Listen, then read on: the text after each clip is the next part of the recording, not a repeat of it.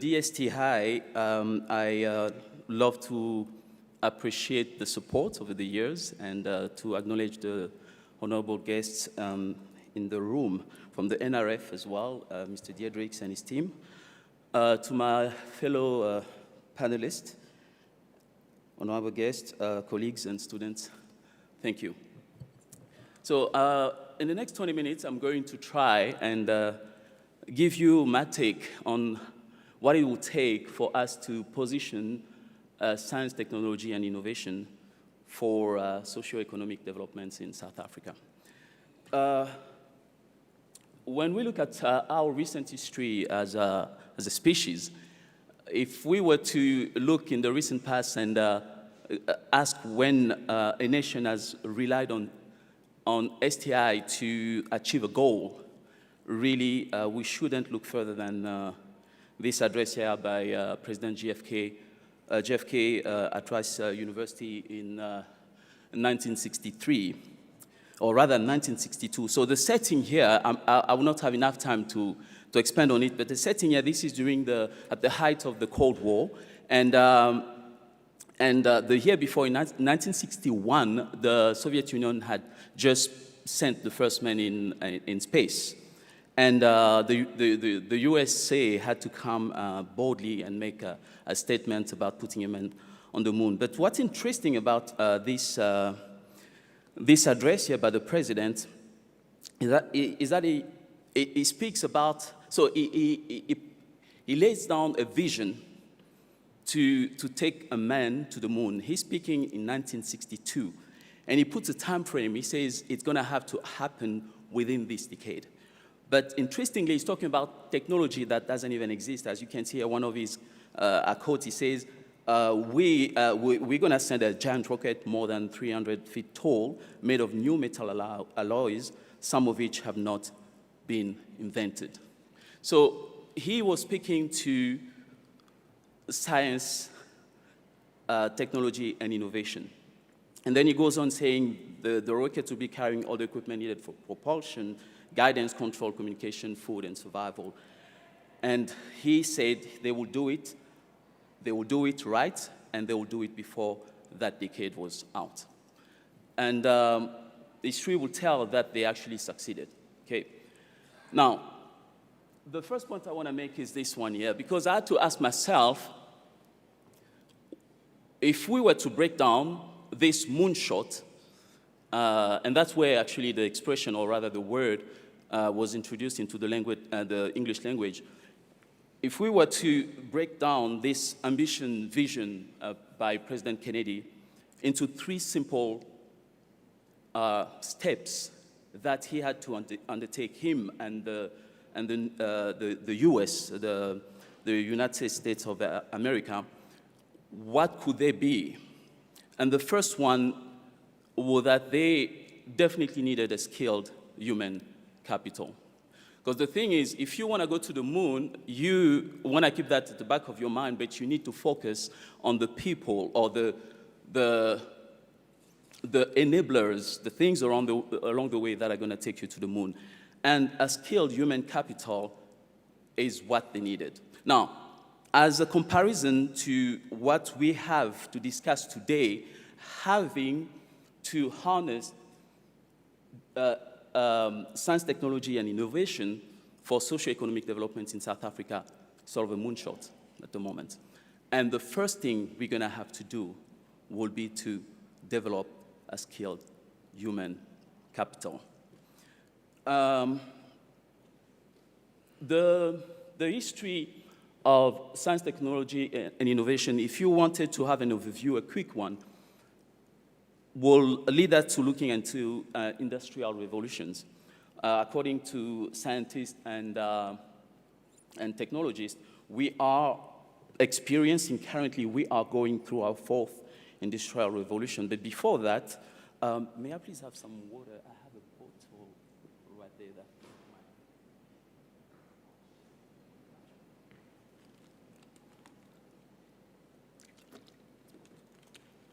Sorry, I'm rushing a bit because I have quite a bit to say, but I only have 20 minutes. So we've experienced the first, second, third and forth. That is we are experiencing currently. But I'm not, I don't have time to expand on everything, but I wanted to draw attention to this particular industrial revolution. The second one that introduced mass production, and that one was made possible because of the advent of electricity. And we know that electricity is central to, I'll make the connection that electricity is eventually central to science, technology, and innovation, and we could witness it this morning. Part of the program was also delayed because, in the venue, electricity was going on and off. And talking to electricity, if I have to make the connection to what we as a nation have been experiencing in the last few years, and I'm just considering the last 5 years, by the way, research will suggest in terms of coverage that we are doing quite well. But I'm not going to go through the table, but you will see that when it comes to Africans and lower income groups, we are still not doing them justice. So now, if we have to harness or have to use science, technology, and innovation in order to develop our nation, this is a target group because, as we know, Black people in South Africa represent about 81, 82% of the population. So for us to eventually buy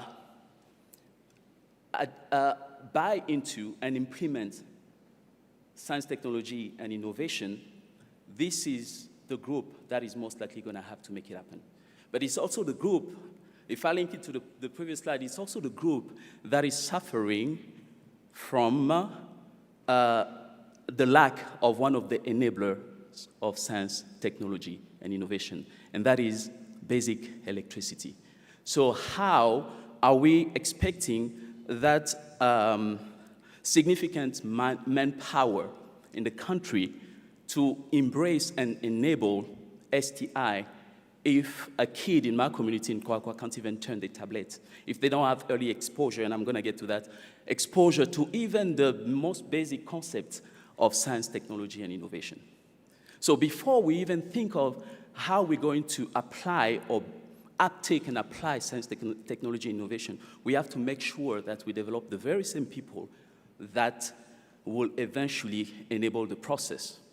And the good thing about focusing on a group like this is that they are the very same people who go back to those communities where they belong, where they came from, and then develop them, because they won't even need to have a degree in community development, because they will know from their lived experience what their community needs.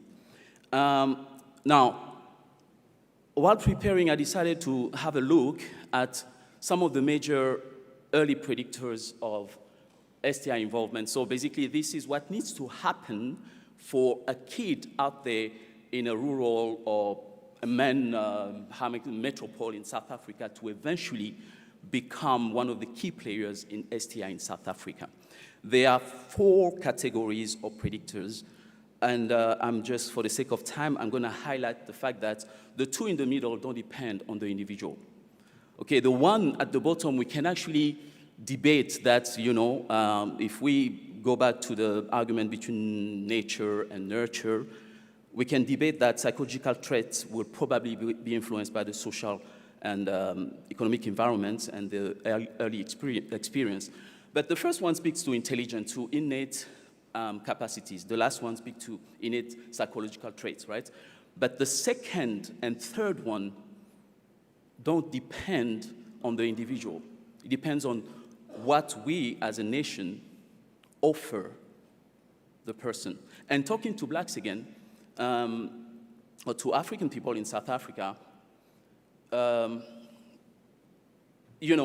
if we don't have electricity to link it to my first point, how is a kid in one of the locations here in Bombela is going to be exposed to early experiences or early concepts to science, technology, and innovation that will eventually trigger something in him 20 years down the line to take up a subject or decide to embrace a field, adversity that eventually is going to make him one of the key players in the field.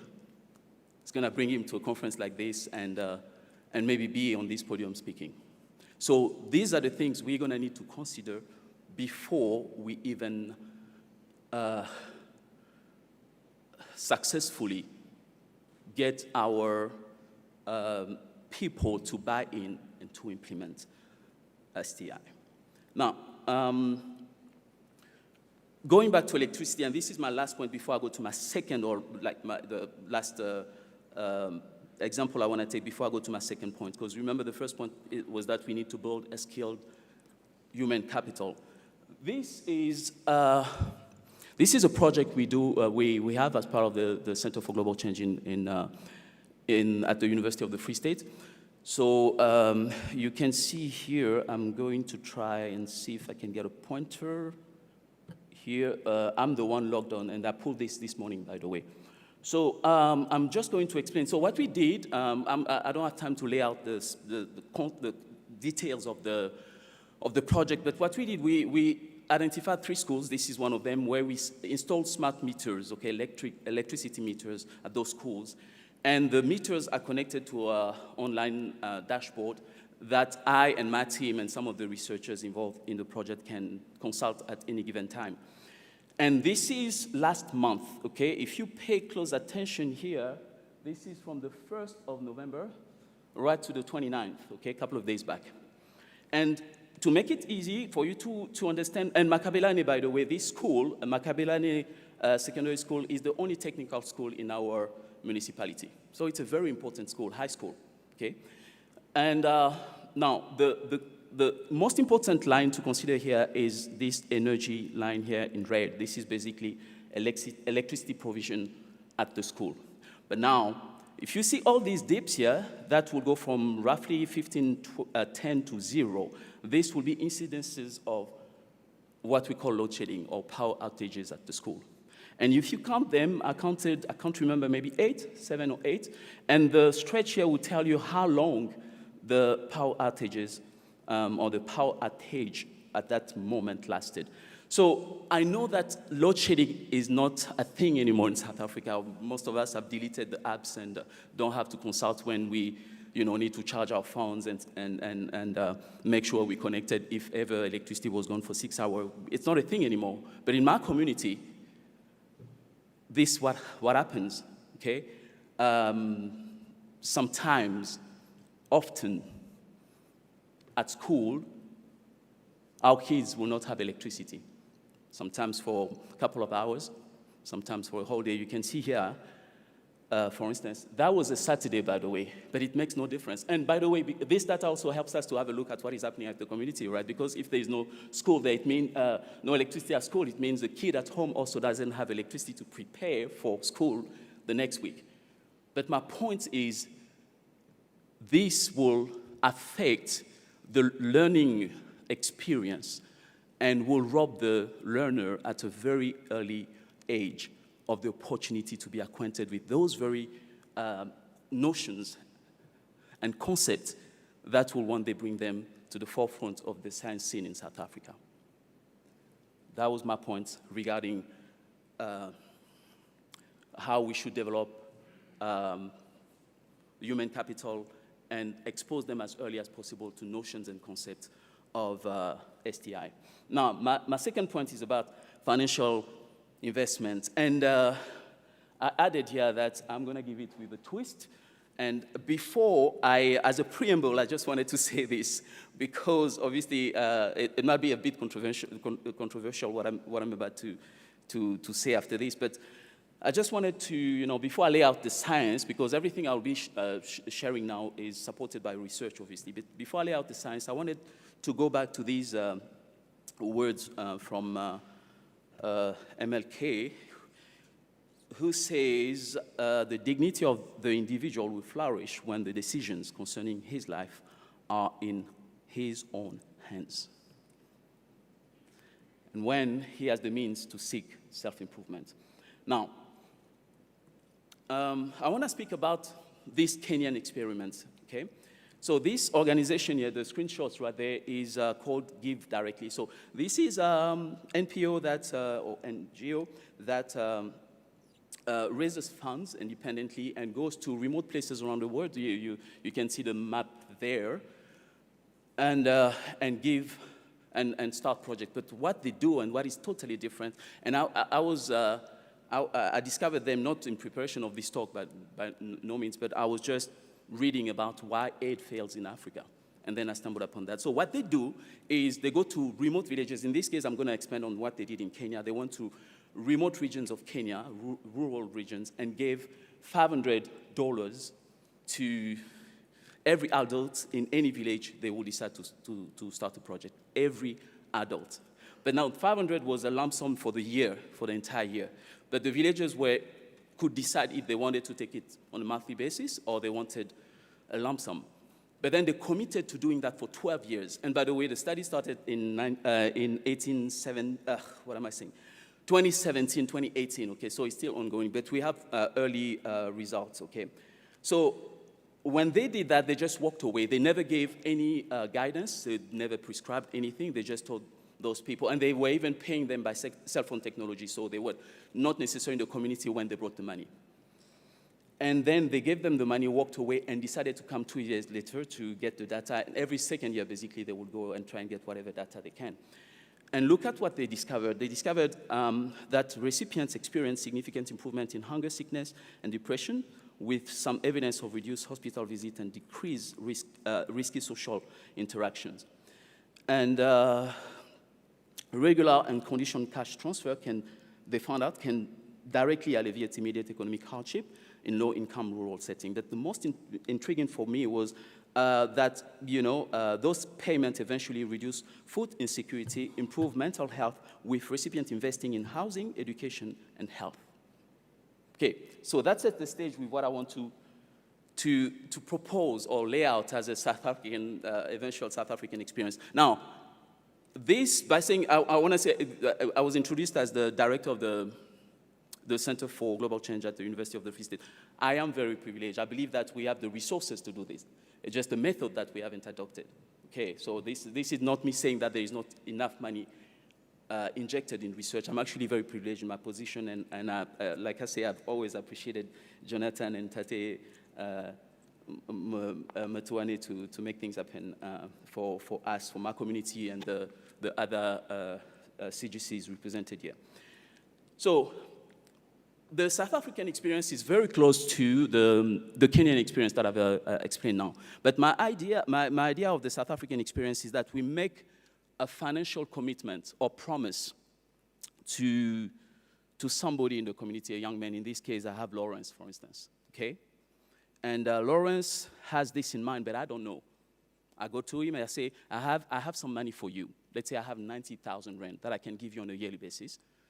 And I can commit to do it for 3 years because that's what I can afford. But I don't know what you can do with it, but I'm willing to help you if you tell me what you have in mind. And then Lawrence brings me these key points of what he has in mind, what he wants to do. But we already know that Lawrence has, corn or maize in mind. So he put that on paper, on bullet points, and then he tells me, this is what I want to do. But then what I do is to harness, that's why my focus here is not on STI. We don't have a science problem in South Africa. Go and consult how many Nobel Prizes we've had as a country. But that list is also going to tell you that there is no black people there, at least for science and technology. If they were, I might have missed them, but not many of them are there. And that is linked to what I said, because a group was robbed from the opportunity of early exposure, and those ills still kind of affect us to this day. But now Lawrence brings this to me, and then I put it through a STI filter. And how do I build this filter? Based on what he recommends or tells me he needs, I can tap into the expertise that is at my disposal as the director of a research center, right? And then with the colleagues and the experts, we determined that we're going to need business management for him. He will need some equipment. Depending on how advanced Lawrence is acquainted with, the recent developments in agriculture, we might go for precision agriculture. But he's also going to need to tap into the markets and sell his produces, right? And then we help him develop a proper business plan. And eventually, what we do is, of course, some of the money is with me because I need to do the research with the STI filter. But the 90,000 rand that I promised, Lawrence, I give it to him. Because I have trained him, I've given him the tools to make it likely that he succeeds in achieving his dream. All I do for the 3 years what I commit to him, or 5 years, depending on how much money I have, is to make sure that the team of experts accompanies him. But they're not there they're not there to prescribe to Lawrence what he needs to do. They are there to help him consult with them whenever he feels the need. And every now and then, maybe every 6 months, because we can't afford 2 years, but every 6 months we go and gather the data we need, because I know that Jonathan is going to need some data from me in the form of publication, or some data that I will need to send to server and make available for people wanting to know how communities are doing, right? And then we eventually accompany Lawrence until he has his field. But giving him the money makes him feel like this, makes him feel empowered, because he feels like he's in control of his own life. But what we've done was just to make sure he has the know-how to achieve his dream. And if he does well, we can even negotiate with him to reinvest some of the money that he would have made into these same programs, this same idea, to sustain or give an opportunity to a new farmer, right? And Lawrence actually exists, okay? This is Lawrence here. But Jonathan, before you panic, I never gave him 90,000 rand, okay? That is actually the only thing we couldn't do. And you know that we're not allowed to do that. And that's why I'm trying to pitch this concept for us to see if this will help us indeed use STI as a factor for socio-economic transformation in South Africa. But now, the key player really in this story, and the story of Lawrence is a simple one. A colleague of mine who is in the audience now, at the time, she's now our project manager at the center. At the time, she was the center coordinator. We were summoned by our traditional leadership at Friday. So the queen there called us, and she said she wanted to talk to her about some of the, challenges in the community. And this man, this is the very same day we met him. And right there, he told the colleague and I that he was a farmer, but he didn't have the means to do that, to farm properly. And the queen spoke to me and to Knox and I, and Knox is the colleague I said is now our project manager. And she said, this guy has green hands. Whatever he touches flourishes. Please, Prof, if you can do something for him. And then as we were driving back to campus, I told, 2 hours away, by the way, we had to go to see them. I told Knox, we're going to need to find something to really have this guy, give him an experience. But long story short, the star of the show is actually the young man there. Lebakeng Mokhele is one of our master students. He's here. He's actually going to give a poster presentation this week. You can seek for him. You'll find him. I don't have time to explain it, but he stayed home for 2 years, or 1.5 years after his first degree, because he didn't have the means. And I meet him in Harrismith outside of the ShopRite, and he tells me, Prof, I've been farming. And I'm like, you should come and do your honors, because I can now give you something. I had just been appointed director. He comes, and he blows our minds out.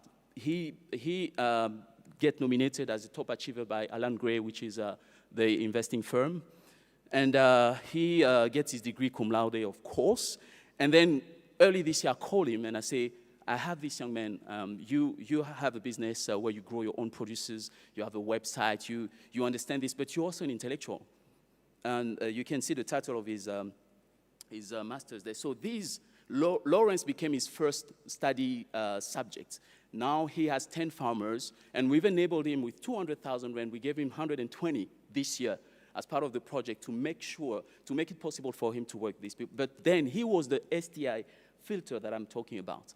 And the pictures now were recent pictures this year, because it took us this week, actually last week, it took us a while to get all the permission from the university, because this is old. We don't do that, okay? We don't go and buy things, Jojo tanks, and this is nothing. Yeah, you just see greens, but he had to buy a whole lot of material to have this. But the point I'm trying to make here is that this is an experience that we are trying, but the only difference, the only thing I would have loved to change was the fact that we're keeping the money with us. Lawrence should be in control of this. He should feel like he's controlling his thing. And then Labour King only accompanies him, only consult with him whenever he needs a thing or two. And remember the Kenyan experience or experiment if you are a bit that tool. But we can discuss. This is just a setup for me to, how much time do I have left? 5 minutes, okay. This is my last point. The third thing we're gonna need is modern infrastructure, okay? And sure enough, I'm gonna go back to electricity. I might sound like a broken record because you've already seen this table, but I wanna point out to infrastructure, which still in main issue related to access to electricity when it comes to rural areas. And that is a problem, right? So we are not gonna be able to harness and implement the potentials, the opportunities that STI can afford us if we have not, upgraded our infrastructure to our time. Some of those infrastructure, actually I have pictures here. This year, in our community, we have, in our municipality, we have 4 wastewater treatment plants. All of them are out of commission. I know because that's my field of expertise. I'm actually an ecotoxicologist and I do water quality for a living studies, okay? And this is in 2020, it was said that only 3% of our wastewater treatment plants were releasing water that is suitable to the water bodies there. So how is Lawrence gonna be able to water his plants if he doesn't have good quality water from the next river because it's been polluted from the sewage that comes from the wastewater treatment plants? Because not only the infrastructure is not old, it's obsolete because it's completely closed. Everything that comes in goes out. That is a problem. Now, the municipalities have recognized this, and I know that one of the panelists comes from the South African Local Government Association, but this is what they acknowledge, that municipalities face a deep crisis due to aging infrastructure. Now, for the sake of time, the state of our wastewater treatment plants is lamentable. That is just a front, really, to the infrastructure that we still need to have a look at and upgrade in order for us to tap into STI. Now, in summary, what I've said is, if we really want to tap into the opportunities that science, technology, and innovation can afford us, we're gonna have to train our people, especially the previously disadvantaged ones, and help them get exposed as early as possible to STI. We're gonna have to empower them financially using STI as well, but let them decide for themselves what they want to do with the money. We bring the resources and tell them they are yours. As long as you tell us what you want to do, we will train you, but you can have the money and go on. We wish you luck. We'll see you in 6 months. And then third, we need to create an enabling environment for STI uptake and implementation. Thank you.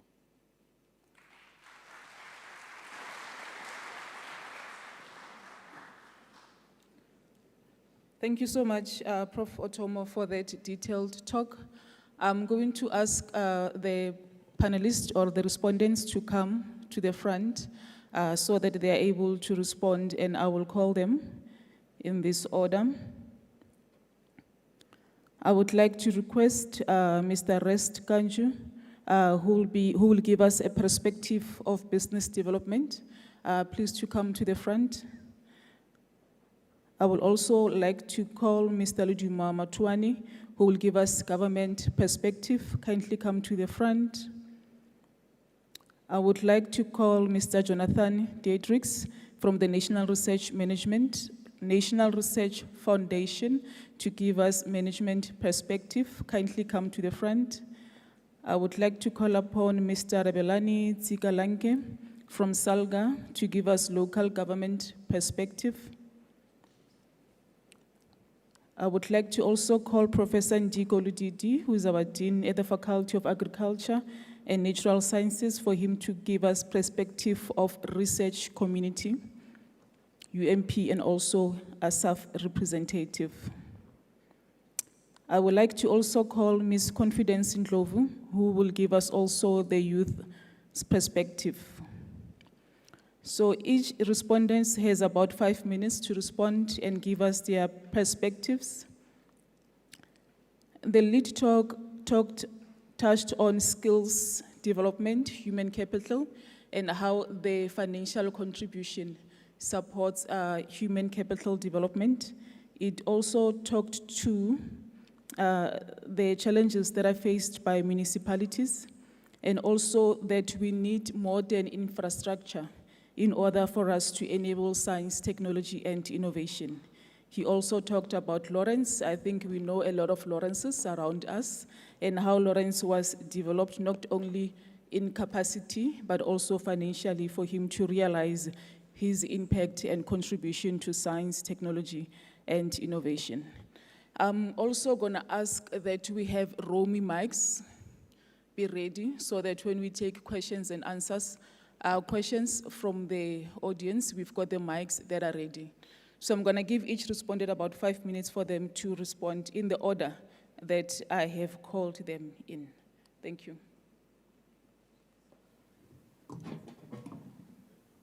Yeah. There's a mic.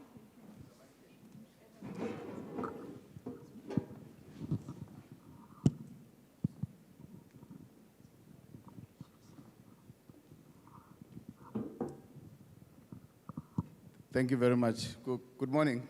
Is it afternoon already? Yes, it's afternoon. Okay, good afternoon.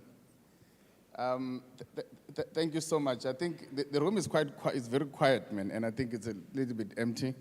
But my name is Rest, and I come from an organization called Indalo, Inclusive South Africa. I was saying to Prof as I walked up here that I really love the story of Lawrence. And I want to start with that story.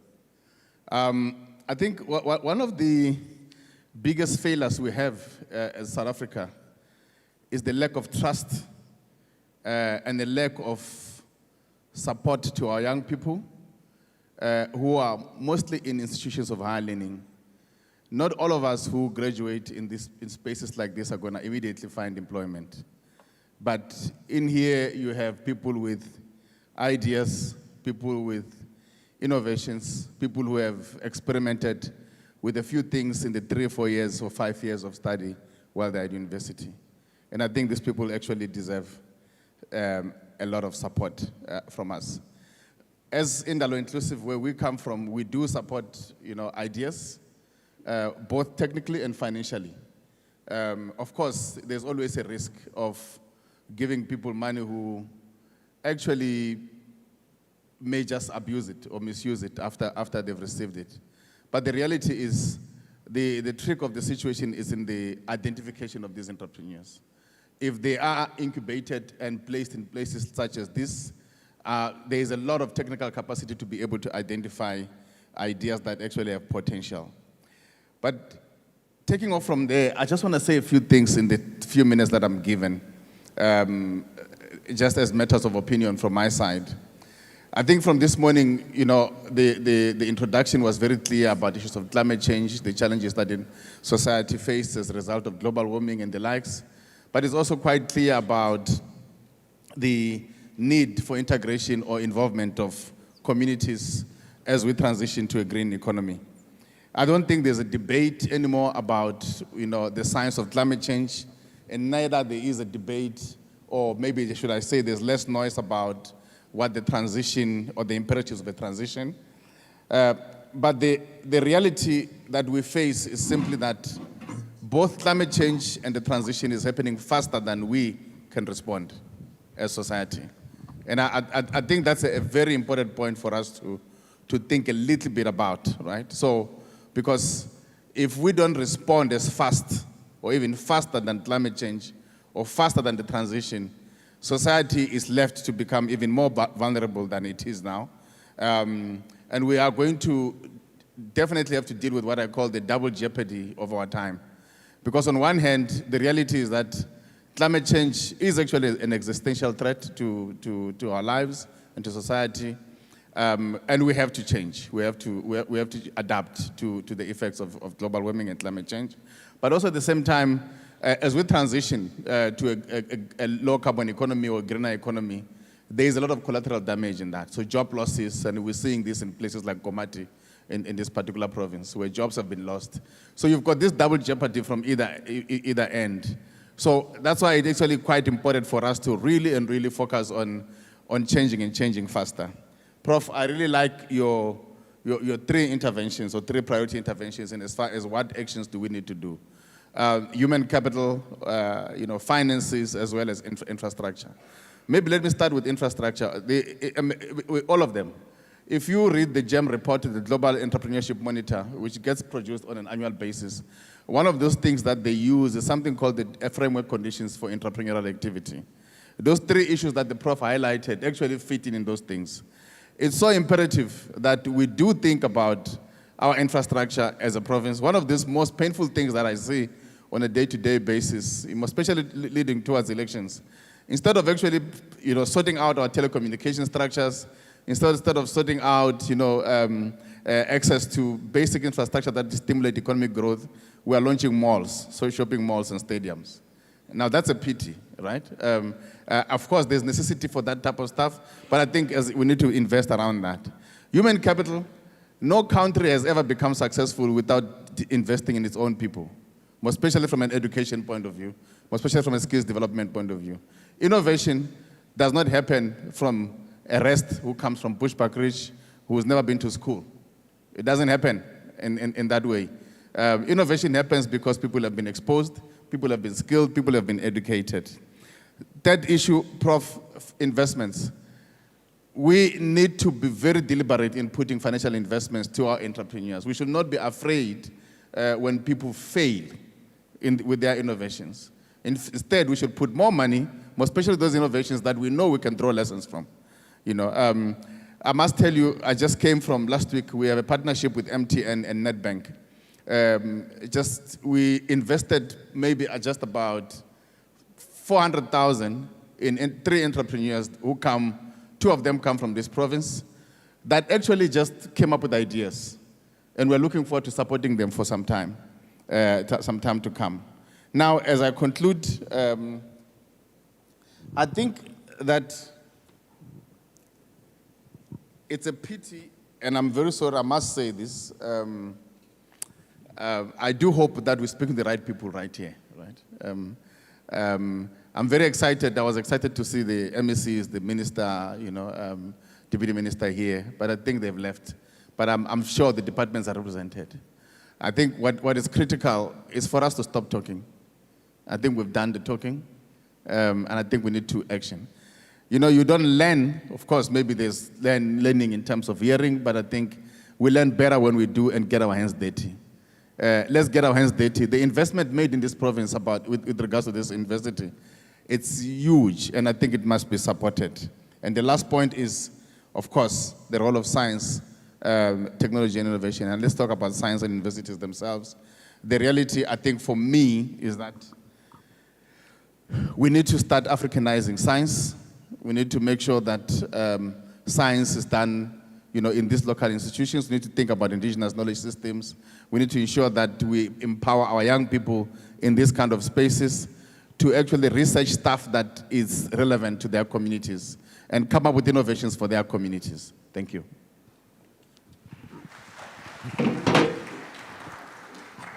Thank you so much, Mr. Kanju. You did mention that climate change and transition is happening faster than we think, and we are also facing a situation of job losses.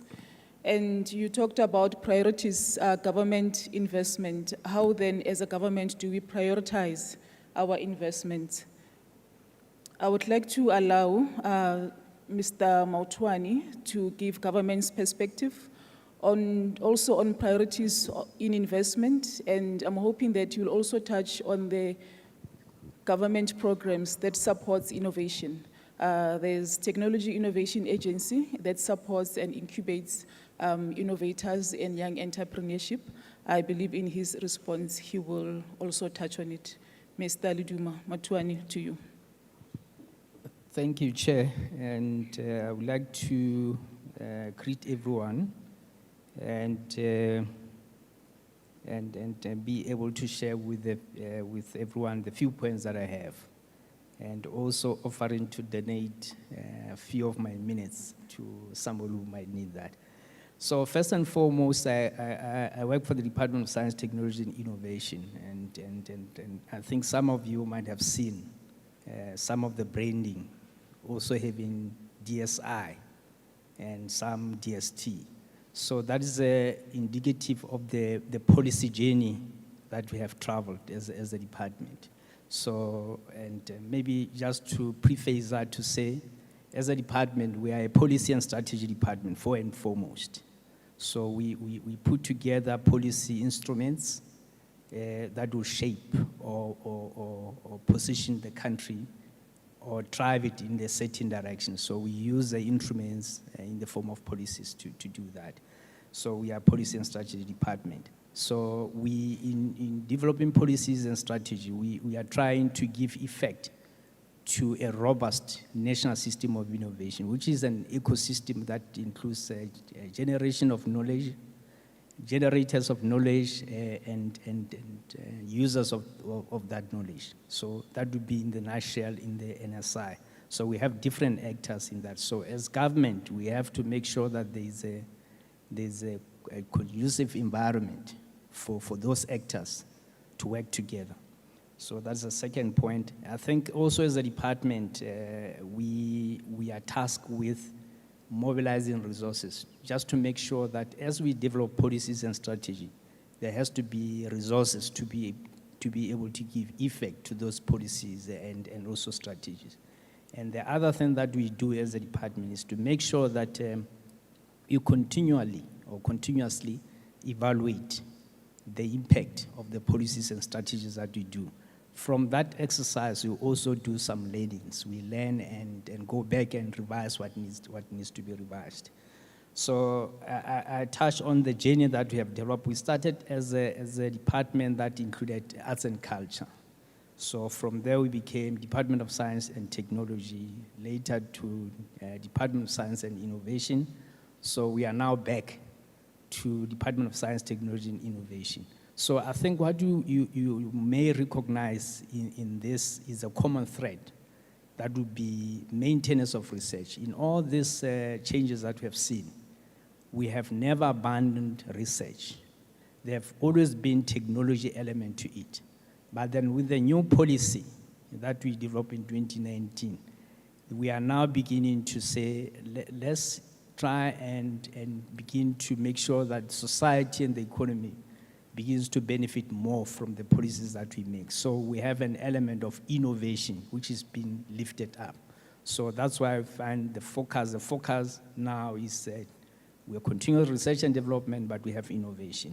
So that is some of the things. I think the other point that I need to highlight with reference to the subject or this theme around the importance of science, technology, and innovation, so to steer socio-economic development, is that this is acknowledged or recognized in strategic documents of government. In the National Development Plan, science, technology, and innovation is seen as a center for economic development. So that means as a sector, we are looked upon to steer, to be able to coordinate the system to make sure that we realize that economy is stimulating. So the other point that I need to make is that as a department, we contribute to the mandates of other departments. I think that's key to important point to note, that there are sector departments that are mandated to drive certain policies in different sectors. So we provide support, science, technology, and support to those. Then the other point that I need to highlight is that we have seen in the last 10 years is the emergence of what I would call science, or citizen science, which is a new concept.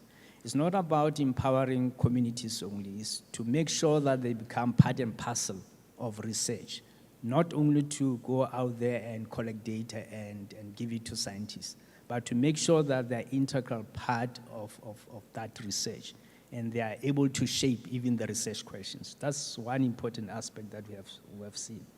And also in recognition of the contribution of women in science, we are trying to motivate and also make sure that women, we see more women be involved in science. We know traditionally science has always been viewed as a discipline for men. So I think as government, in particular, we have seen initiatives as the South African Women in Science, which is an initiative of government to try and encourage and make sure that women become part of this. So maybe as a contribution to Professor Automo's presentation, in terms of the pillars of science, technology, innovation, I would just acknowledge that what he shared in terms of human capital development, infrastructure, and so forth and so forth, we do have those instruments in place. So we will continue to support those instruments. The one thing that I want to add to that is the importance of resources. We can have human capital development plans to do that. We can have plans to have infrastructure, but if you don't have resources, you will not be able to do that. The last part that I want to add to that this line is the importance of partnerships.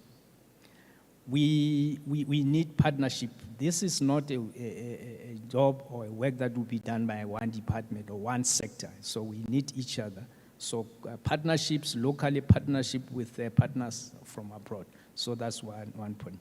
My last and parting shot is that I think as we gather here, we should try by all means to make sure that science, technology, and innovation is not only cheaper to embark on research or to innovate, as Mr. Kanju said.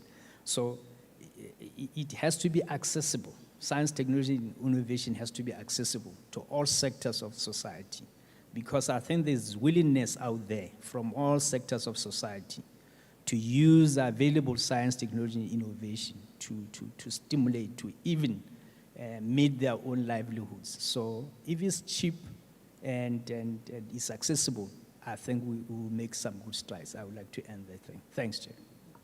Thank you. That was from the government perspective, and also the emphasis that let us not neglect research, because it's through research that we realize science, innovation, and also technology. So I'm going to allow Jonathan Dietrichs to come in and give us national research management's perspective. Yeah, I mean, I think that can only sort of echo what the previous speakers have said. I mean, from a National Research Foundation's perspective, you know, I really feel that the NRF plays a pivotal role in advancing socioeconomic development, entrepreneurship, transformation, and empowerment. And I have to sort of contextualize that by saying potentially, and it does, but there's obviously room for improvement, because in a country where we have so many challenges of inequality, unemployment, and limited economic inclusion, it's important to deal with the realities on the ground.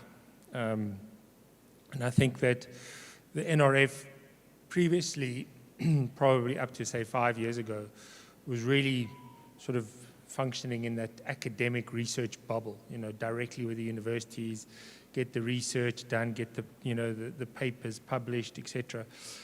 But then I think, you know, the organization has evolved, and I think that it's really, over the last 5 years, to the point where even our vision has been sort of amended to include, you know, science for societal benefit, and what that actually means, you know, in terms of how we do research. So it's this definite move to impact and societal impact, but it's obviously something that takes time when you've been doing something a specific way, and the universities and research institutions function in a very specific, very sort of pipeline, parochial sort of, you know, get the money, do the research, produce the papers, et cetera, and like Leduma said, you know, it's always been, especially within the global change space, it's always been pretty extractive. You know, if you talk about societal inclusion, then, you know, in a project proposal, you'd see like in year 3 they'll have a workshop with the community. That was the idea of societal involvement. And I think that because now we realize that these challenges are so profound and so complex and so connected, we can't do anything in our bubbles anymore. So, we have the SDGs that provide this framework to guide us, but I think more and more we realize that these SDGs are so interlinked, and so there's so many dependencies between them. You can't sort of look at food security if you don't address water, and you don't address social cohesion and things like that. And I think it's those types of realities that we're starting to deal with these days. I think that the NRF has the potential to sort of address a lot of these things, and it does. It plays this role. First it invests strategically in knowledge generation, obviously, and that directly supports socioeconomic progress by funding research. But I want to say that the funding of research is sort of the easy part. I think within the global change space, we've really, over the last couple of years, we've been pushing really hard for this not intradisciplinary, but transdisciplinary research. And the real difference with transdisciplinary research is the fact that it prioritizes a social need, not a scientific need. It prioritizes a social need and then uses appropriate science methodology, science research to address that need. And secondary, it includes non-academic stakeholders by default. So the whole idea of co-creation, co-design of projects, it's not about including society in an ad hoc fashion. It's basically saying, if we don't address the immediate need on the ground, then what is the real purpose of us doing our research? So I think that type of movement and shift is very important. So for us, transdisciplinarity and how it happens practically is very important in the programs that we have within the global change. The transdisciplinarity is very much front and center these days. Obviously, we're still evolving, we're still learning how best, because, like Mr. Kanji said, that, you learn by making mistakes, and you have to have that freedom in a sense, because you don't learn, you can't make things better if you don't first try something, and not everything works perfectly the first time you try it.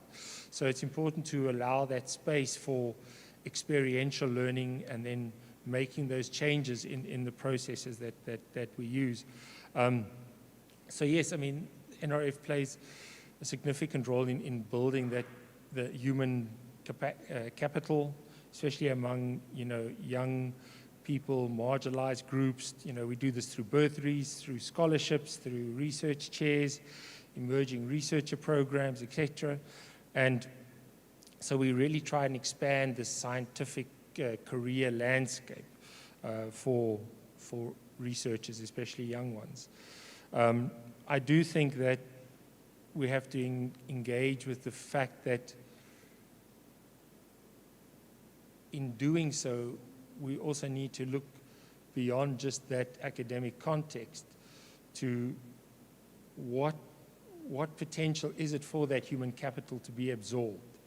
Where are in what sectors do we need to have better collaboration, better partnership, so that when these emerging researchers come to the fore and they've got their qualifications and they graduate, that they can actually move on in the economy, into, even if it might not be directly into the national system of innovation, it might be into private sector, but all of those things are still beneficial, and there's potential in that space for entrepreneurial, for private sector, all of these things, but we have to be open and honest about the potential that we want to create for our young and emerging researchers. So yes, it's important to have that ideology and to have that policy, but I think we need to do more on the ground and match the realities on the ground with what we're trying to achieve in policy. Because for me, I always say, I'm not a researcher, so it's easy for me to say this. So like, policy is fine. Policy is theory. In a country like South Africa, policy is not really enforced that much. You know, we have very little enforcement. So you have to look to other pathways, more practical pathways. But you can't disengage them. They are linked. But you can't ignore the other parts of that chain, because if you ignore them, then the ones that have potential fall flat or are compromised. So I think it's important to realize that these things are interlinked. Okay, I've only got like 10 minutes left to go. It's fine. Okay, I'll end off now with the last one, just to say that it's important for the NRF to really push transformation. And when we say transformation, we don't just talk about the sort of the demographics of the cohort. We're talking about a community of practice that is not just in that research pipeline, but it starts to engage with those bigger picture questions. How is my research going to impact? What is the potential for my research to help people on the ground, and how should that be done? So I think that it's that collective of approaches, but nuanced with the realities that we have to face in a country with the challenges we have. So yeah, that's it. Thanks. Thank you. A round of applause. We do gather that there's a lot of strategic investments and intervention that have been made by our government. However, there are still gaps. And one of the gaps that I want us as researchers sitting here to fill is science communication. You must have the ability to communicate the science that you're doing so that we can realize its impact. I'm going to allow our next speaker, Mr. Rabelani Tikalanke from Salga, who will give us the local government's perspective. Over to you. Thank you so much, Program Director, and thanks to the previous speakers who spoke before me. I'm from Salga, as you said. I'm much more on the practical side of research, and that how research is applied really to change the lives of the people on the ground. Because if research doesn't change the life of the people on the ground on a day-to-day basis and does not solve service delivery challenges, it's really not that impactful and helpful. So really, I think we believe that the science, technology, and innovation, it's about making innovation that is practical, that is inclusive, and that is transformative at a local level. Because if you you'd agree with me that when there is drought, municipalities and communities are affected. When there's flooding caused by climate change, all those impacts, really people who face those issues on a day-to-day basis, who are at the coalface, is municipalities. So integrating science, technology, and innovation into municipal planning becomes critical.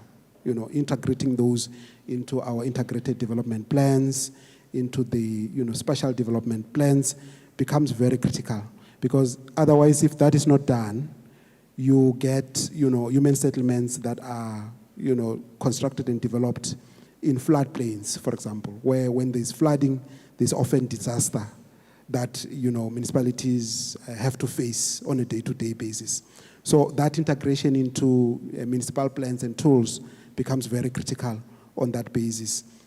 Also, the access to climate finance and technology is quite essential.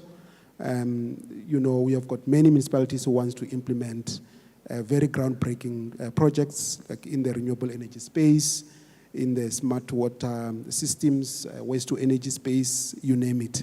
But there isn't resources on the ground to be able to do that in terms of, financing that trickles in. You would expect from national or even international that goes down. So you don't have that. And coupled with that is the capacity building. We need to have, and I think previous speakers have spoken a lot about partnerships, because that is what we believe in as well as Salga, that we need partnerships that would make a difference in terms of, partnering with universities, research institutions and private sector to bridge that gap between research and implementation. So that is quite critical, so that you can start to, develop these green entrepreneurships, skills development on the ground, quite critical.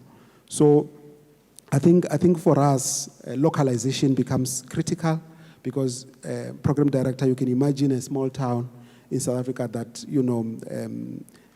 where river that sustained generation is now drying up, which is a reality at the moment because of climate change.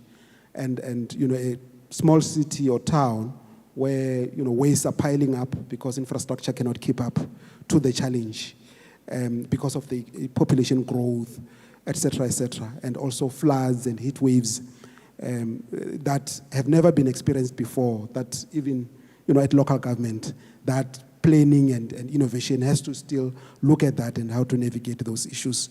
So we are the first responders of those of all those challenges, and then bringing that gap becomes quite critical. So localization of innovation, it's really an important thing to do, because if we have municipalities, for example, that are using climate risks maps, if I may, municipal or city manager, capacitated with knowledge and data in terms of, the climate projections over time, I'm able to make, evidence-based decisions that are going to benefit the community, because I'm going to build a bridge in a better way than I had built before. If I know that that place is a flood-prone area, I'm going to do, my decisions will be different to if I don't have data on the ground. So also, if I've got innovation such as, for example, on air quality, the low-cost sensors, and any other innovative approaches, I'm going to employ that so that I can empower the municipality to understand the trends and some of the solutions that can be provided to, end the air quality challenge. So that becomes a challenge, and I think in closing, Program Director, we want to ensure that when we, transition to the just and climate resilience society in municipalities, we're, returning to a small town that is transformed, a town that is powered by clean energy, with wetlands that are, restored, no waste is dumped into wetlands, with plants that are, ideal for even to withstand the extreme weather events, and also with businesses that are thriving and taking advantage of the, greener opportunities and jobs being created. And as SALGA, we, invite all other partners to work with us so that we can realize this dream. Thank you so much. Thank you. A round of applause. Colleagues, local government, they are looking for ways to integrate research to assist municipalities to realize impact and improvement. Evidence-based decisions guided by the data that we have, the research that is done by us here. I know there's a lot of research that is happening on smart waste management, on water treatment, and service delivery. So let us use these platforms to exchange that data, that research with our partners who require it. I mean, why are we doing research if we can implement it at the end of the day? I'm going to allow Professor Ndiko Ludidi on perspectives of research community, representing UMP and also ASAF. Prof.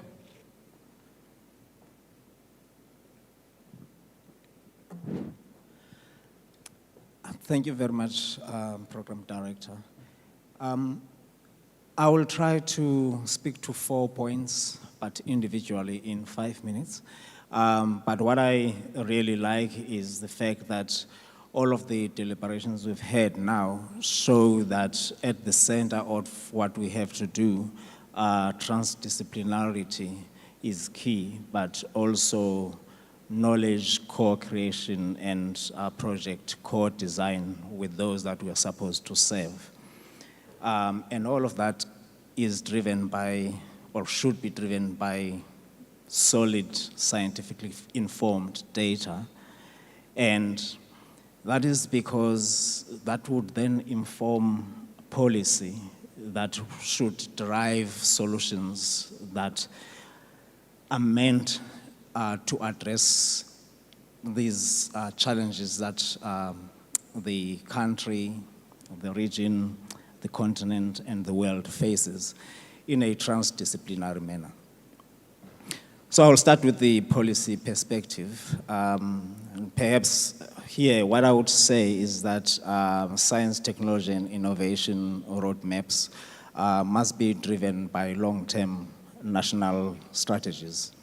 And those national strategies should link to socio-economic outcomes. And those, for example, would be effective and improved management of natural resources, because some of the greatest challenges we face today are driven by poor management of those natural resources and inability to innovate to an extent that regenerates some of the natural resources. And of course, reduction of poverty, optimal food and nutrition security, provision of good quality public health care, enhance access to quality education, reduction of environmental degradation, and perhaps one of the greatest challenges to mankind currently, which is climate change. So improved resilience to climate change is a key point. And you would have heard from the previous speakers that there were several aspects that touch on the impacts of climate change to human livelihoods and human survival itself. But further on, I would also speak to the need for the South Africa's regulatory frameworks to be based on development and implementation of policies that would reduce barriers to entry of technology companies into the national STI space, and also to protect intellectual property. It's amazing how much of South African or African indigenous knowledge systems have been exploited without the protection of that indigenous knowledge from an intellectual point of view, intellectual property point of view. But also couple that with incentivization of the private sector so that they can invest into research and development. So if the private sector is incentivized for the investment, then that gives a reason to encourage private sector to contribute more to research and development. I also think that the second aspect is creating a collaborative ecosystem, because that is crucial. Because if we don't have that collaborative ecosystem, then that transdisciplinarity that is required will never be realized. And so we have to strengthen active and meaningful linkages between academia and industry through fostering targeted partnerships between universities, universities of technology, and research councils. I mean, in South Africa, we have the HSRC, ARC, CSIR, WRC, MRC, and so on. And I know that there are existing partnerships between those councils and universities, but minimal involvement of the private sector in the activities of those councils.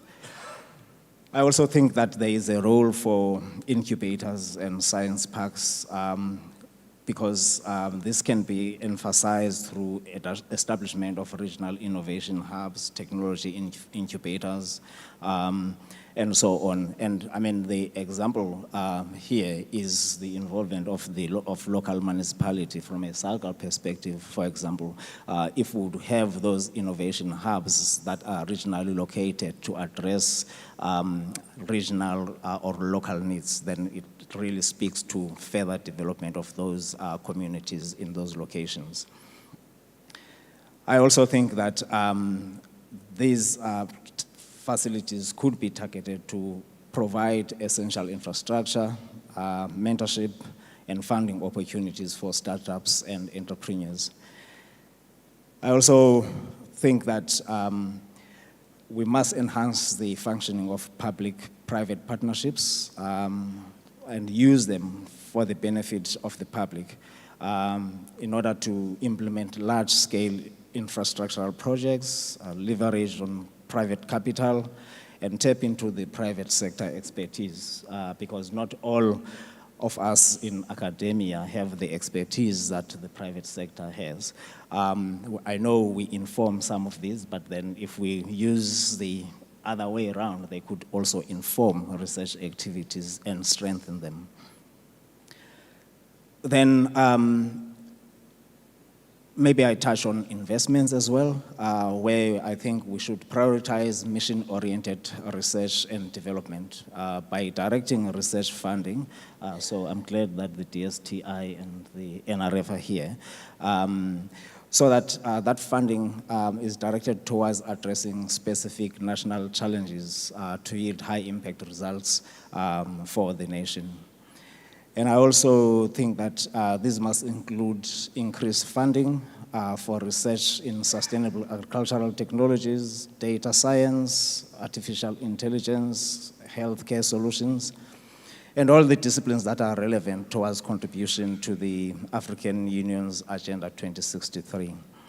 And if I still have 2 minutes, I will finish off by saying that we also need to have a specific focus on leveraging on frontiers technology. So these are really, high-end technologies that require cutting-edge skills. For example, artificial intelligence, biotechnology, nanotechnology, renewable energy, which then speak to advancements that would, I would say, expedite or fast forward traditional development stages, and that will help in advancing us as a nation. And lastly, just to say that all of this cannot be done without investment in human capital. So I think that is important in terms of making sure that we upskill and reskill our people with the correct skills that would make them competitive, but also contribute to these developments that I've just spoken about. Thank you. Round of applause. Thank you, Prof. Ludidi. I'm not going to add because you have given our perspectives as the research community. Let us allow Ms. Confidence Ndlovu, who will be giving the youth's perspective on this matter. Those who've got questions, please have your questions ready, and let's try to keep them very brief and comments and direct, brief and direct. Thank you. Good afternoon, everyone. Thank you, Chair. My name is Confidence, as introduced. I am a lecturer in the School of Development Studies, and I think today I'm representing the youth in my role as Community SMME and Student Business Development Manager. I'd like to echo most of the comments from several speakers here today, but also my perspective will come from a more practical view of the work that I do and the challenges faced by the youth, specifically students at higher institutions of learning. And what I like is that we have majority of the stakeholders here. Perhaps this would help for me to, share my comments on what is it that the youth is faced with and how we can best move forward. So I think the current system, does not fully unlock youth potential. And when I say unlock youth potential, it's because most of the time when we speak youth development in South Africa, having faced with high unemployment rates or youth unemployment rate, we talk about entrepreneurial development, how we can best capacitate the youth for them to be able to create their own opportunities in terms of work. So yes, I do feel like the current system that we have in South Africa does not yet fully unlock potential in entrepreneurship and in innovation. Young people remain excluded from meaningful participation due to many challenges, structural challenges. You can mention financial and institutional barriers. If we speak funding for youth entrepreneurs remain hard to access. And most of the youth do not know how to navigate some of these systems or complex government funding systems that are there, not because majority of them do not have, these platforms. They have this, they know these platforms. However, you look at the youth that comes from disadvantaged communities that do not have, the practical skills to navigate those systems, and institutions must go back now and start teaching them things such as literacy, computer skills, and which I feel it takes majority of the time, instead of focusing on other important elements of them being able to access funding. We take time trying to capacitate the youth. So we need to invite stakeholders such as the NYDA, the CEDA,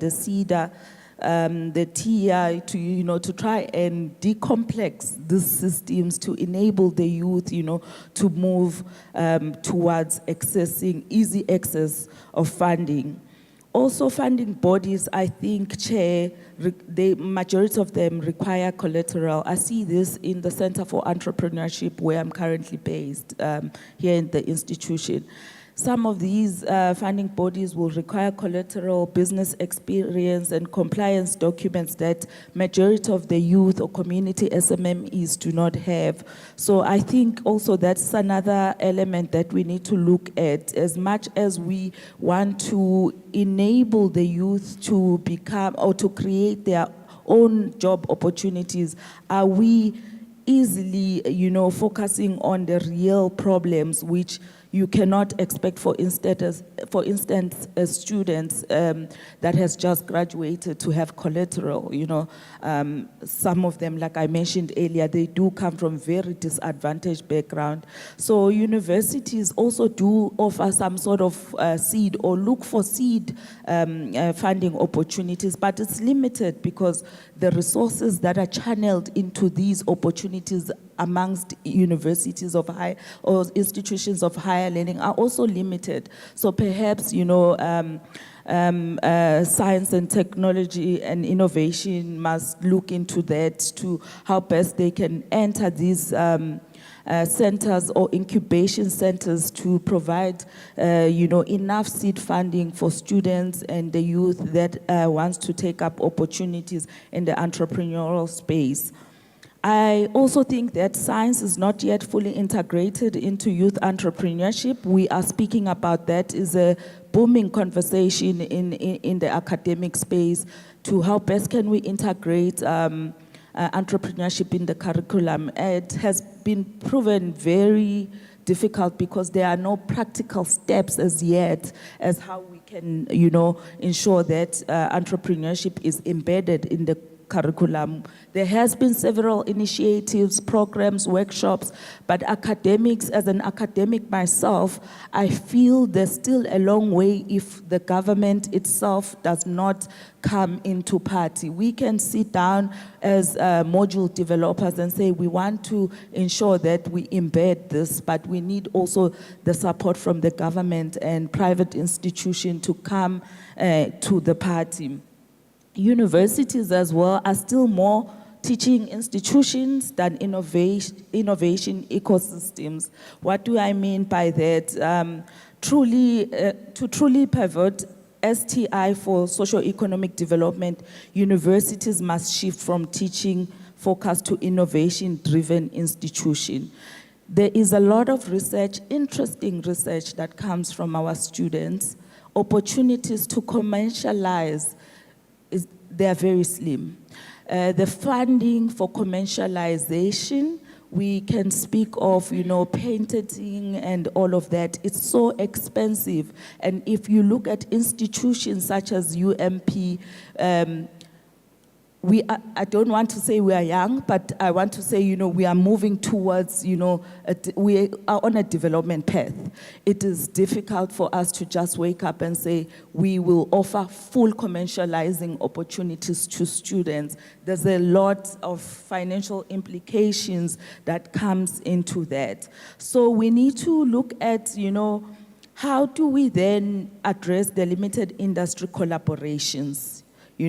Amongst institutions, we know there are institutions who have done exceptionally well in terms of commercialization and in terms of, providing innovation opportunities for the youth and students. How do we then work together as higher institutions of learning? But we cannot do that without the private sector.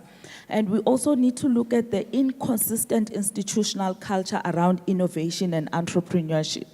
Majority or most of the times you find institutions obviously pushing the number of graduates. Do we go back and look at the graduate attributes? For instance, at UMP, one of the attributes is responsiveness in terms of, the economic challenges. How do students now focus their careers into addressing challenges that South Africa is faced with?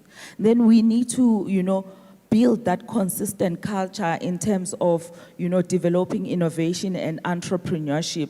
Some of the recommendations, that I think are much more forward-looking is, democratizing access to STI spaces.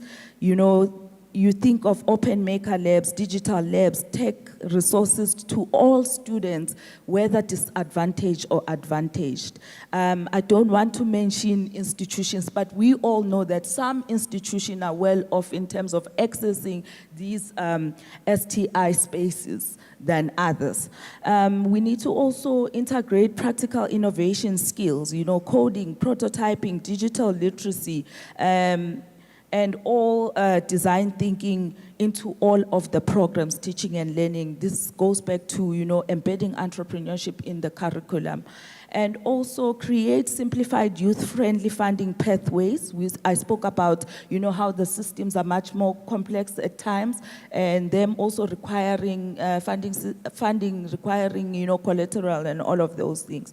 We need to try and find ways in which we can address that, and also strengthen research commercialization for students, not just for academics. We know that higher institutions, some of them do have a tendency of focusing on commercializing the academic work.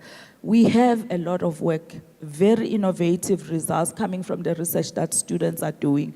And there are opportunities there, so we need to also focus on that as well. So yeah, I think those are some of the recommendations and ideas coming from the youth perspective. Thank you, Chair. A round of applause. Thank you so much, Ms. Confidence. I'd like to open the floor for comments, questions, and also compliments. She mentioned that our support programs for entrepreneurships, it's a one-size-fits-all, and yet we are not a one-size-fits-all. So we need ones that are tailor-made, especially that are youth path-friendly way for entrepreneurship. And the Department of Science, Technology and Innovation through NIPMO, it does support the research commercialization and innovation of research in institutions on all disciplines, and including staff and students, not only academics. Can I recognize, there's a gentleman here, recognized, followed by the lady with a colorful top there, or a dress. Thank you. Thank you. Good afternoon. I'm Neville Swade. Thanks very much to all the Can I panelists. kindly recognize others? Let me see. Sorry. So there's only two going once, twice. There's the third hand there. So all in that order. Thank you very much. We are standing between us and lunch. So I kindly request that we become brief. I know the panel, we took time, but let us become brief and very direct. Thank you. Thank you. I'm Neville Swade from Stellenbosch and the Access Program. So if I had to draw a golden thread across this discussion, I'd say the idea that new knowledge itself is not enough, that the new knowledge must be useful, it must be generated, co-generated, and it must have impact. And I agree with that. I think transdisciplinarity is really important. And you've all demonstrated that to some extent. And in fact, I want to say a pathway to impact of the work that we do is this key word, but I would say the SALGA input is really critical, because from you we learn not only a pathway to impact, but a pathway from impact. You are on the ground. We work bottom up and co-generate from you it becomes so important for us to understand what transdisciplinarity really means in terms of your experience.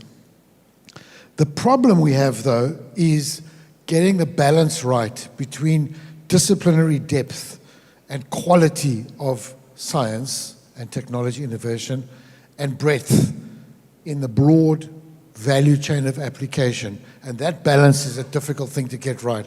We have to be careful that transdisciplinarity doesn't become an end in itself, but a means to an end, and we must be very careful of guarding that. If I had a question, it would be this to you and perhaps to our keynote speaker, which is, what are the impediments? Not so much what do we have to do, what do we have to get right, but what do we have to stop doing? What do we have to fix that are real challenges to our development? Thank you. Thank you for that question. Let me take the remaining 2 questions before we respond. Is that fine? Okay, my lady. Greetings. Thank you, Chair. Samgelisiwe is my name, from Sibayeni Metro Farming, and I'm in the agri-tech business. And as an entrepreneur in the science space, which I've spent a number of years working in, there's a number of things that we have identified and experienced on daily basis, which I believe the institutions and agencies that are standing in front have a responsibility to respond to. One of those being, we haven't done well in making science practical in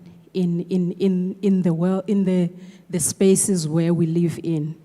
I come from a background wherein in education, from as little as grade 1 to until you spend your 15 years or whatever number of years in education, you are actually told, choose science subjects and study that.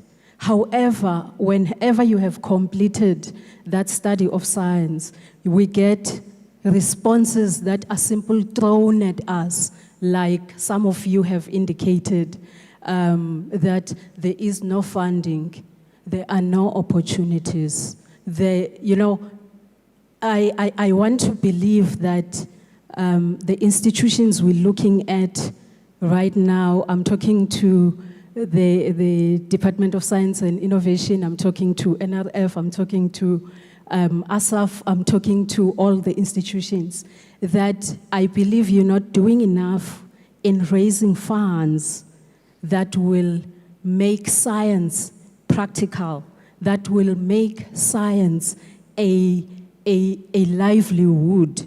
Because if sports can be able to raise funds in billions, and we see projects that are standing out there, and there is no subject in our schools that speaks to start studying sports from grade 1 to grade 12, or even at university, yet you have that opportunity for 20 years of my life to be able to teach me the science, but when I complete, you're not available to finance my ideas, my innovations, and my business. That actually says there's something you're not doing right. If I get...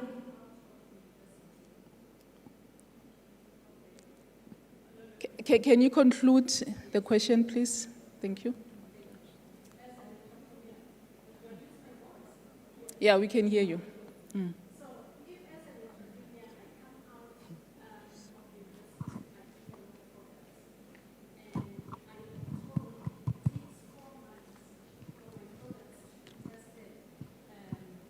Scientifically proven. Thank you so much, sir. For the moment, I thought you cut me. Unfortunately, he didn't win. Okay, so I come out of university, I have developed products, and I want to get my products out in the market.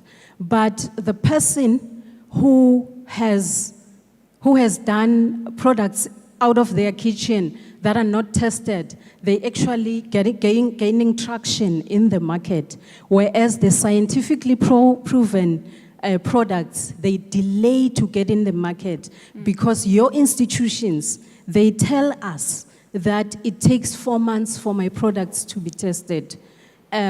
So in that way, I'm delayed, and by the time I come out, there are even better products that are not tested, that are out there that are people using. I think we do get your point. Okay, thank you. Sorry for that. We've got the last hand. One of our panel members has to go, and I think we all would like to go for lunch just now. Ma'am, please, let's keep it direct and very short. Thank you, Program Director. My question is very short. It's also on the transdisciplinarity element.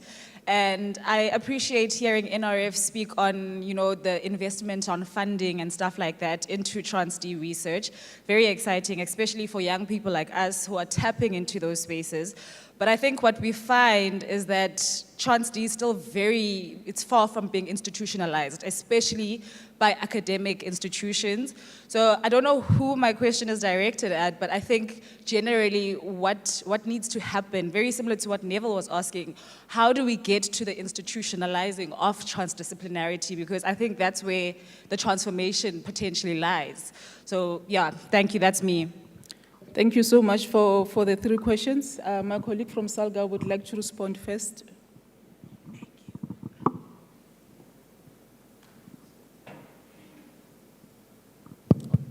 Thank you so much for the question that has been raised to me. The question was, what should be fixed? I think there is a lot to be fixed, but I think the issue is in how to fix it. And I think what is critical is to ensure that the plans that we have, we're able to, convert them into implementation. So in a municipal level, if you've got an IDP, you need to make sure that that IDP turns into, implementable actions on the ground, so that then you are able to increase and enhance service delivery, because it's quite important. Some of the things I think is just to go back to the basics. For example, we often talk about how, we should look at just cleaning the drainage systems, for example, because that goes a very long way in ensuring that when there is flooding, there is no clogging and then there is no loss of life in some instances. So that becomes quite critical for losses and damages. And that is just more in terms of the planning, because what we are seeing at the moment is that because of climate change, our planning needs to be enhanced. So many things happen that we are not really expecting at the moment. So that has to be planning, but also with support in terms of funding, in terms of technology, in terms of capacity building, goes hand in hand with that planning. Also, I think we spoke about partnerships here. The public partnerships are quite critical, because SDS, as Department of Science and Technology Innovation has said, they can't work alone. NRSF can't work alone. SALGA cannot work alone. So partnership will assist us to really move forward and really complement each other in terms of leveraging on each other's efforts. Thank you. Thank you so much for that. I think having said that, you are released. But I'm going to allow only the last 2 responses that will wrap up the responses from the 2 questions that we had, transdisciplinary, and also how do we make science, how do we invest more in STI and make it fashionable, like sports, and also how do we speed up the process of commercialization of research and also the uptake of it in the market, and support scientists to have research through their products, through that process of technology transfer.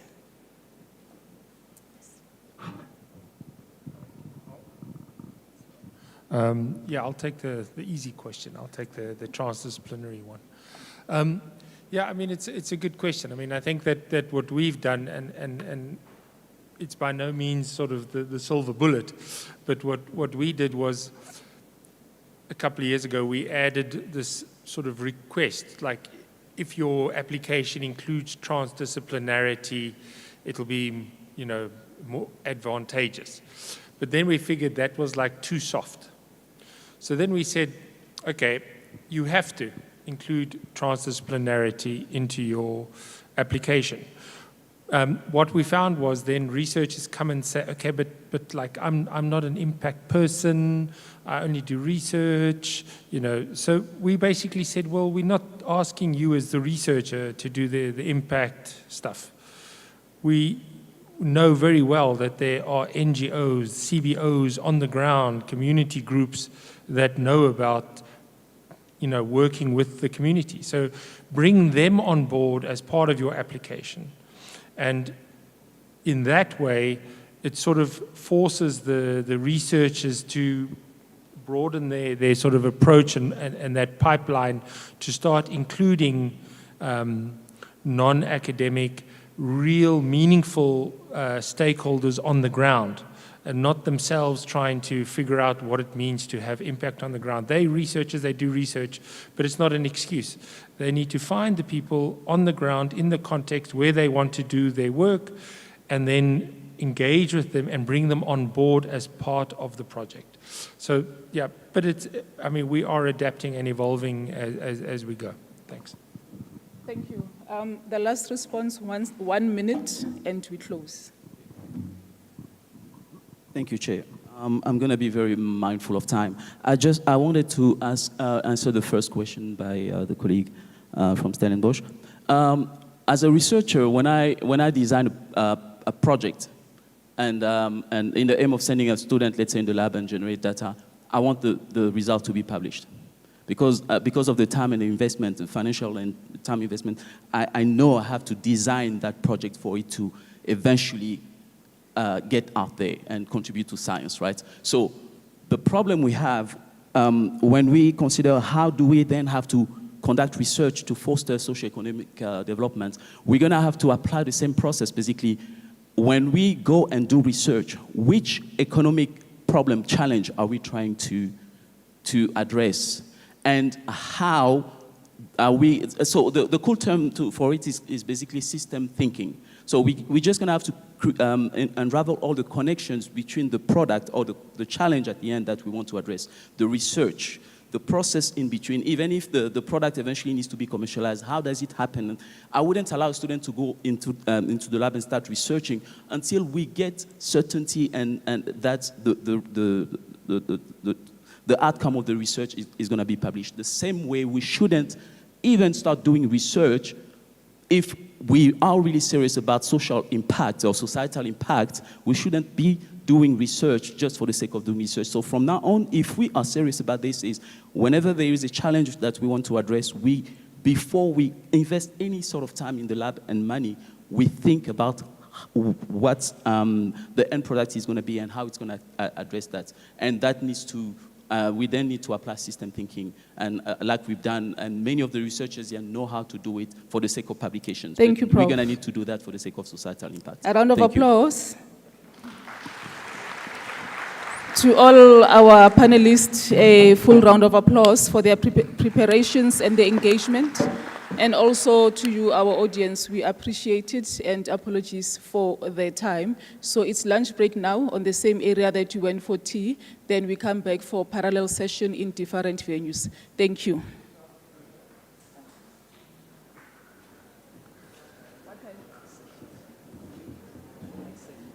What time? 14 o'clock. So we come back at 15:14. 14:15. 2:15.